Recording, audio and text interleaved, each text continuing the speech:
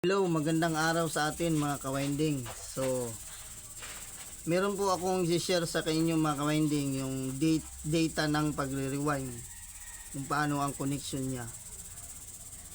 So, mga kawinding, halimbawa, kasi lahat ng sukat ng ating motor ng core ng electric fan ay iba-iba pong sukat ng laki. Merong maliit, merong malaki, merong maliit. So, halimbawa, to nito mga kawinding. So, ang sukat nito mga kawinding ay 20 mm, 20 mm. Tsaka itong isang mas maliit. So, ang sukat niya ay 14 mm mga kawinding. So, ang pagsukat ng mga kawinding, halimbawa, gagawa kayo ng pool, yung molde niya. So, ang pagkuha lang mga kawinding ng kanyang sukat, halimbawa, andito pa yung kanyang original, yung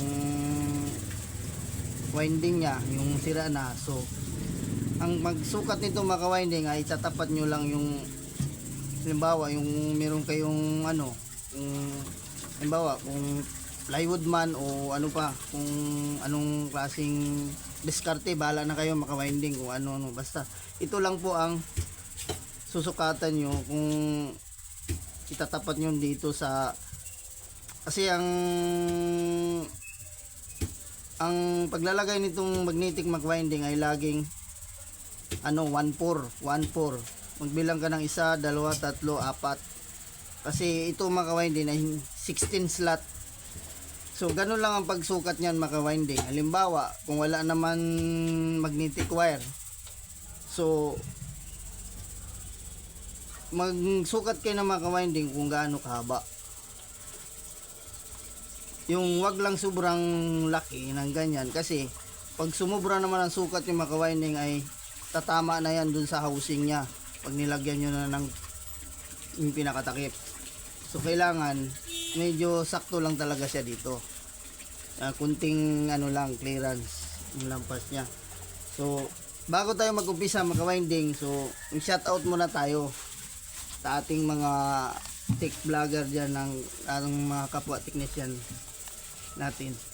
So, umpisahan po natin kay Likon Rinan, shoutout master. Kois Repair Tutorial, shoutout master. Andy Rabino TV, Inting Butingting, shout out master. Tele Teacher, shout out master. Wild Boys, shout out master. White Piri, Utoy TV Vlog, Roger Cedric, Lerans Cover, Inting 63 TV, Fix and Review, Jos Electrical. So, sa mga hindi ko nabanggit mga winding, so shout out sa inyong lahat. Hindi ko na kayo maisa-isa sa dami nyo. So, pinsahan na po natin mga kawinding.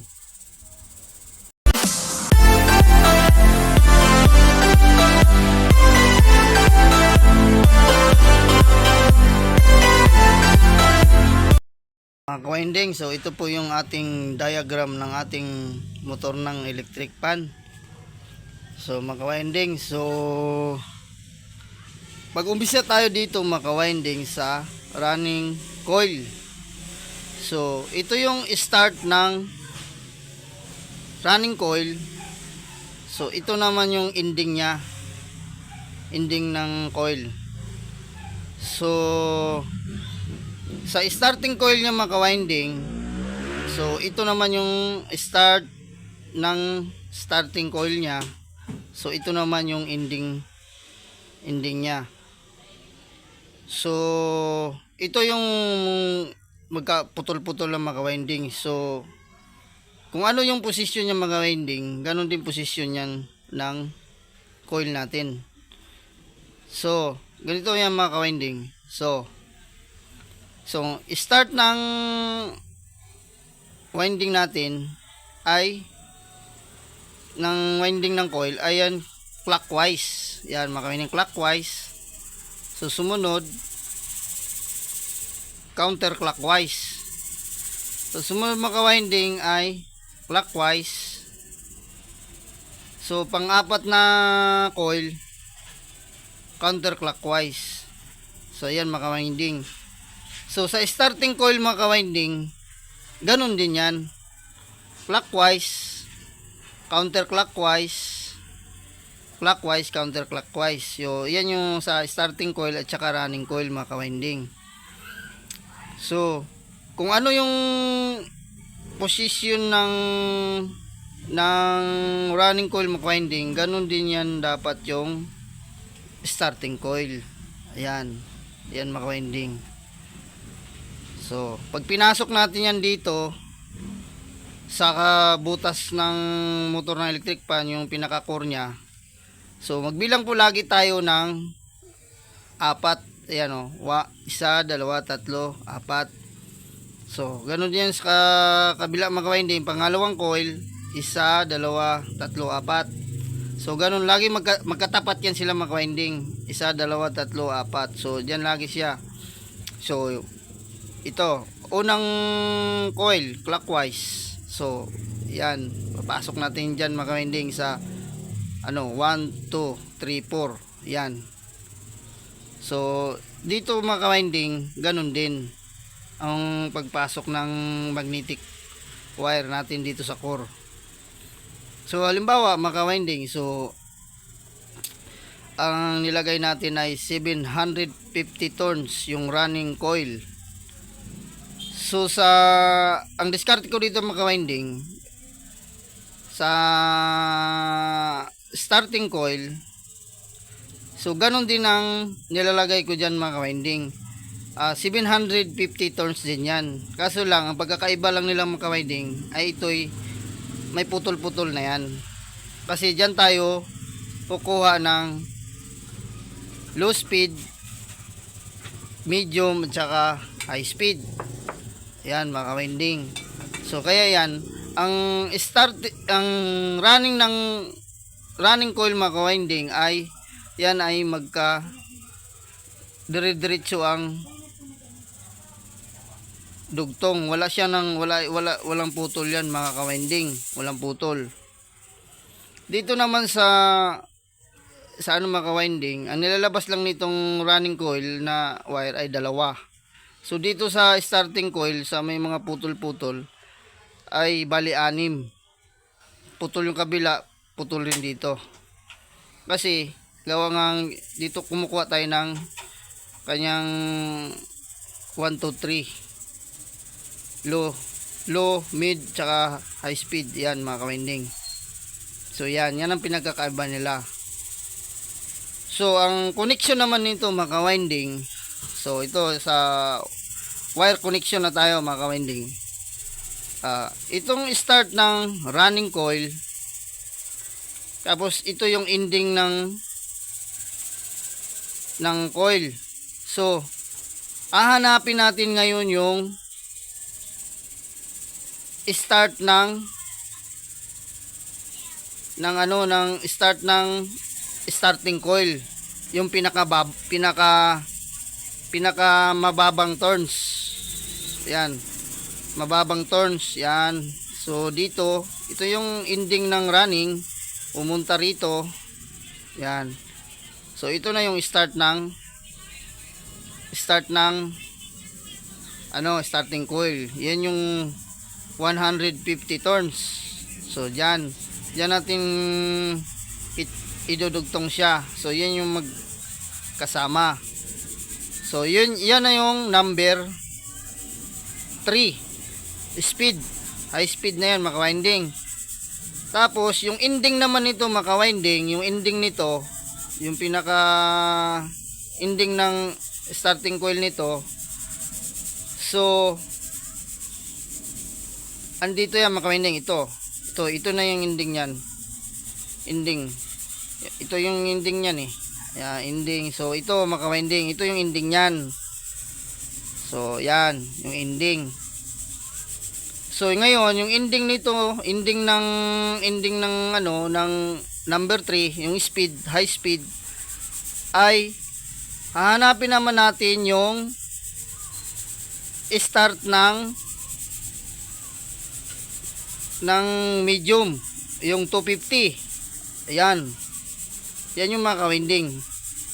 Ayan, tumawid. Yan, papunta rito yung start. Ito na yung start, mga kawinding. Ito na yung start ng 250 nung medium.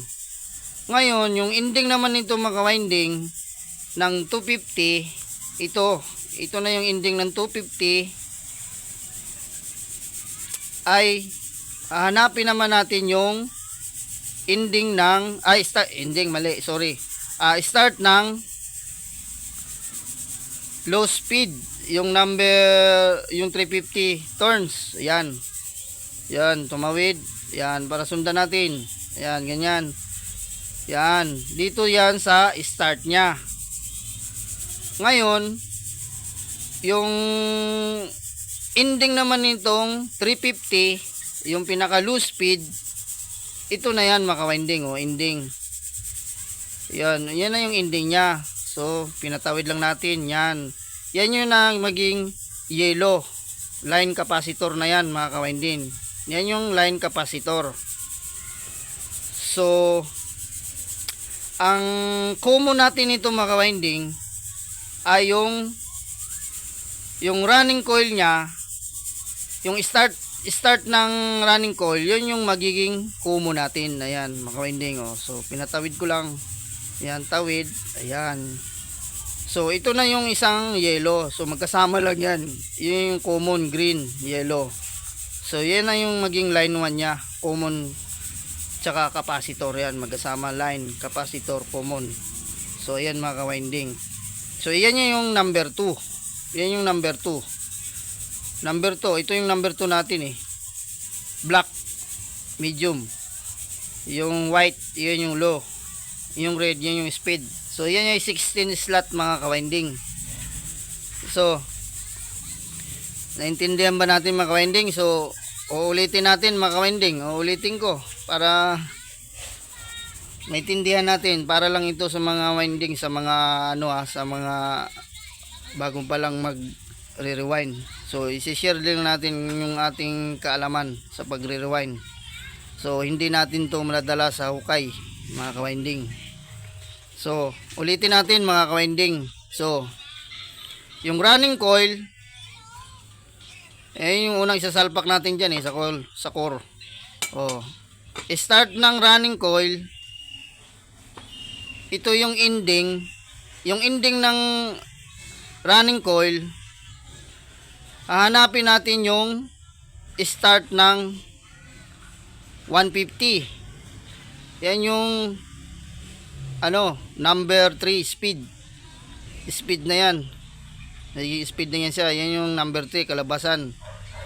So, yung ending ng number 3, ito na yung ending nya. Yung ending ng number 3, hanapin natin yung start ng start ng 250. Yan, 250. So, ito yung naging number 2. Yung start ng number, ayan, 250 na yan. Yan. Tapos, yung ending naman ito, mga kawinding, ng yung 250. So, ito yan. Hanapin natin yung start ng 350. So, yan yung number 1, mga kawinding, magiging number 1. O, yan. Tapos, yung ending nito, ito na yan, mga kawinding, ending ng 350. Pumunta na yan doon sa line capacitor. Yan yung magiging line capacitor nya. So, tapos ang matitira, itong start ng running coil, yan yung magiging common natin. Asa na yun? Ayan, yan. So, magkasama yan ng line ng yellow, line capacitor na yan, mga kawinding. So, ayan. So, screenshot nyo lang, mga kawinding. Kung intindihin nyo na lang kung paano yan natin masusundan pag sa pagre-rewind. So, madali lang to sa mga kawinding, lalo na sa mga mahuhusay magre-rewind dyan. So, marami nang nakakaalam nito. So, ito, mga kawinding, So ito yung connection niya, no. So halimbawa, ito. Itong yung running coil. 750 turns. So ito yung start ng running coil. Ito yung ending. Ngayon, papunta yan dito sa 150. Yan yung naging number 3 natin. 150, pinakamababa na turns. So ngayon, yung itong ending niya, dudugtong yun dito papunta sa start ng number 2. Yun yung 250. 250 turns. Tapos yung ending ng 250 turns, yan yung number 2. Yung ending nito, pupunta yan dito sa start ng number 1. So 350. Yan. Tapos yung labas nito, yun, yung huling-huli dito, yan yung magiging line ng capacitor, mga ka-winding. Tapos yung start ng ng running coil, yan yung magiging common natin. Yan yung magiging line 1. Yan, line 1, capacitor. Magka-series lang yan. Yan yung yellow. Yellow. Ito green. Kulay nito green, yellow, yellow. Tapos ito yung line 2 natin. Yan yung nasa switch na niya, mga ka-winding. Low, medium, speed. So ayan, mga ka-winding. So bali ang total din lahat nito, mga ka-winding, 750 turns. So yan yung aking diagram, mga ka-winding, sa pagre-rewind. So hindi lahat ng